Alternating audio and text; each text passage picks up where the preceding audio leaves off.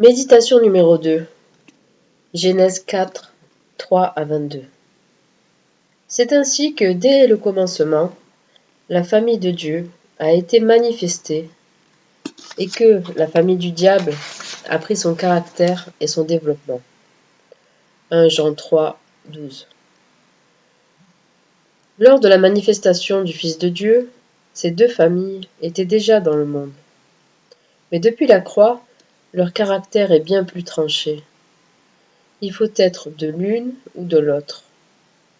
Parce qu'on est religieux, on croit qu'on ne peut être de la famille du diable. Mais Caïn était religieux, et Abel était religieux aussi. La différence entre eux gisait précisément dans leur religion.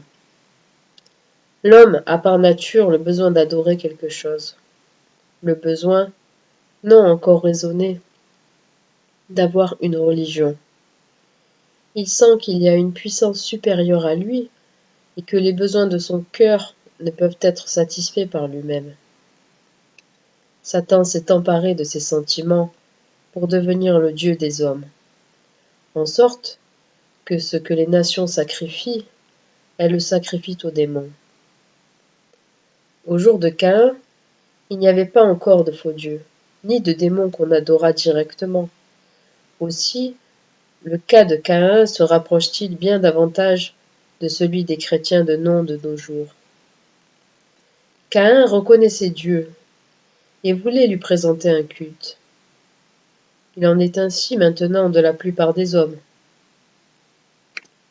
Mais la pensée seule d'offrir à l'Éternel un culte dans l'état où nous sommes est une abomination, car nous sommes des pécheurs, tandis que Dieu est saint. Caïn était très honnête. Il s'approche de Dieu pour lui présenter les fruits de la terre, quelque chose qui lui avait coûté beaucoup de travail et de peine. Abel présente une offrande qui ne lui a rien coûté. Quels étaient ces fruits de la terre, les résultats de la malédiction de Dieu, les produits du travail auquel l'homme est condamné, parce que le jugement l'a chassé d'Éden et de la présence de Dieu. Caïn croit pouvoir offrir à Dieu, pour lui être agréable, ce que produit la terre maudite. Il ne sent ni la malédiction, ni son état de péché. Tel est encore aujourd'hui l'état du monde, qui ne s'imagine pas avoir part à la vie éternelle en offrant son culte à Dieu. Le culte du cœur naturel est la plus grande insulte faite à Dieu. L'homme chassé de sa présence vient dans son orgueil, qui ne tient aucun compte de la sainteté de Dieu, se présenter à lui dans ses péchés comme si rien n'était arrivé. Quelle était l'offrande d'Abel? Des bêtes mises à mort et leur graisse. Abel est le premier que l'apôtre Paul signale comme un croyant. Il est dit en Hébreux 11 que par la foi, il offrit un meilleur sacrifice que Caïn. La mort est la conséquence du péché et la preuve de la condamnation. Abel reconnaît cette condamnation et présente une victime à sa place, un substitut. Il offre comme son seul refuge une expiation, en figure la mort et le sang de Jésus. Il s'approche avec le sang, car sa foi est en exercice. Voilà en quoi diffèrent ces deux sacrifices. Caïn offre les fruits d'une terre maudite et se présente devant Dieu comme si le péché n'existait pas. Il en est de même de tous ceux qui pensent s'approcher de Dieu sans l'efficace du sang de Christ. Caïn cherche un Dieu selon ses pensées, qui ne soit pas saint, qui le reçoive tel qu'il est. Et il ne tient aucun compte du jugement que Dieu a prononcé. Mais si Dieu recevait Caïn avec les fruits de la malédiction, pourquoi aurait-il chassé Adam de sa présence?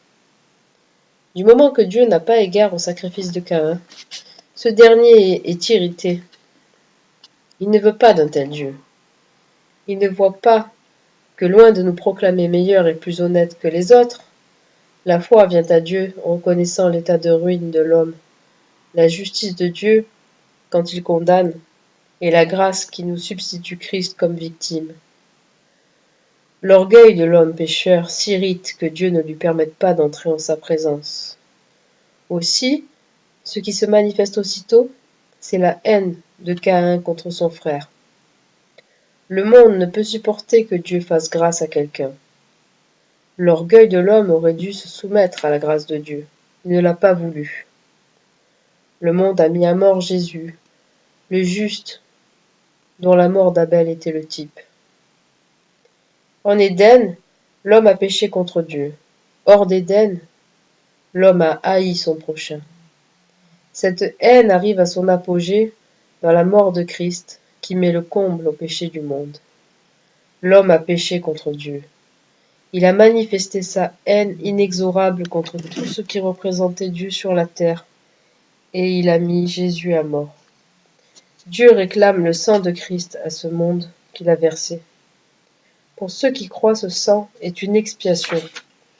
Pour ceux qui, comme les Juifs, ont rejeté Christ, ce sang demeure sur eux et sur leurs enfants. Le monde a crucifié le Seigneur, et si vous restez dans le monde, vous prenez position avec lui. Mais Dieu ne peut s'en tenir là. Il redemande le sang de son Fils au monde, et par son jugement, il manifeste le cas qu'il en fait. Pour les croyants, ce que l'homme a pensé en mal, Dieu l'a pensé en bien, et le sang qui a été versé a coulé pour le péché. Ce n'est pas un culte à Dieu que de mépriser le péché du monde et ce que Dieu a dit de ce péché. Verset 7. Si tu fais bien, ne seras-tu pas agréé? S'il y a un homme juste sans péché à la bonne heure, tu peux être reçu. Si tu ne le fais pas bien, le péché est couché à la porte. Dieu a mis le sacrifice pour le péché à notre porte.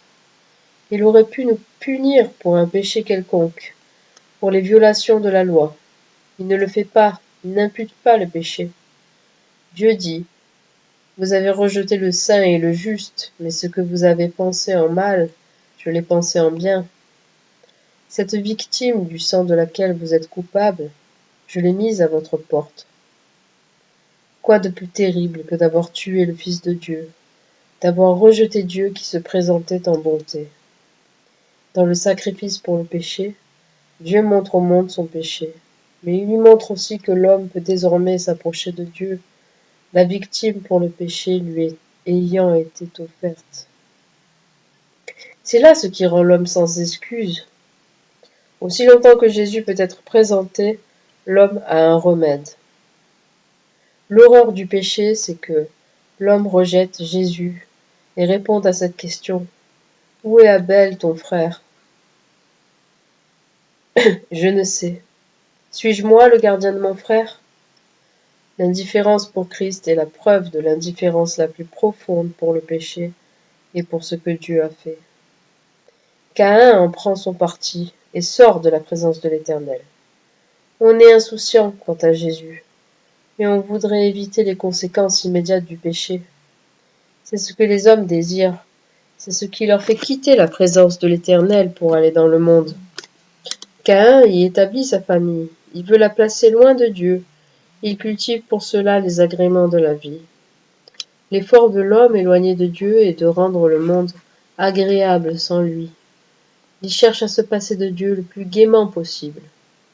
Sorti de la présence de celui dont il a rejeté le Fils, il donne son nom aux villes qu'il bâtit et s'établit dans les anses. Il ne lui manque qu'une chose, la présence de Dieu et de Christ, mais cette présence gâterait toute sa joie.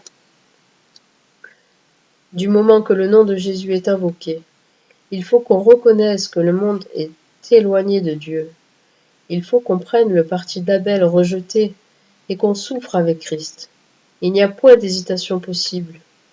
Si l'on a la conscience que Dieu a accepté son Fils et nous a acceptés avec lui, le cœur est désormais au large avec Dieu et a compris ses pensées. Par ce lien avec Jésus, il se trouve placé dans la faveur de Dieu et en jouit. Mais il faut souffrir dans un monde où Caïn est toujours Abel jusqu'à la mort. Ce sera le jugement qui manifestera à la fin ce qu'est la famille de Caïn. Ou bien, il nous faut avoir part avec le crucifié, le rejeter, sans rien dans le monde, reconnaissant notre condamnation dans la mort du Fils de Dieu qui nous sauve, possédant tout l'héritage de Jésus, la souffrance ici-bas et la gloire à venir. Ou bien, il nous faut être du monde, plongés dans l'aveuglement avec lui, étrangers à toute vérité et courant au-devant du jugement. Où en êtes-vous? Pouvez-vous dire que Jésus est votre vie, votre tout? Que Dieu vous fasse la grâce de comprendre son amour, qui, dans le don de Jésus, parle si clairement à vos âmes.